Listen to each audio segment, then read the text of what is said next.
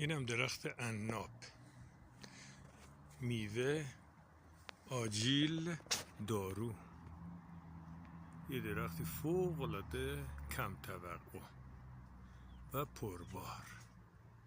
کیا تا حالا دیدن درخت عناب؟ خیلی هم عالی.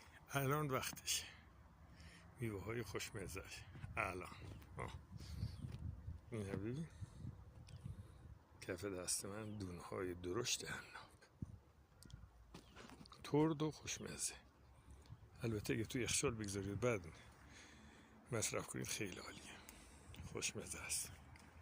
اگه جایی دارید مقدور برای شما، حیاتی، باغچه، چیزی، حتما از کاشت درخت عناب غافل نشید، به شرطی که شرایط آب و هوایی رو در اونجا داشته باشه.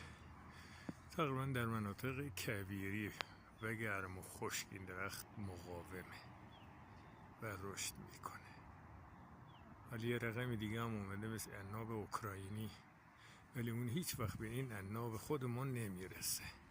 این عناب واقعا خیلی عالی است. این شاخه های بالا. موفق باشید.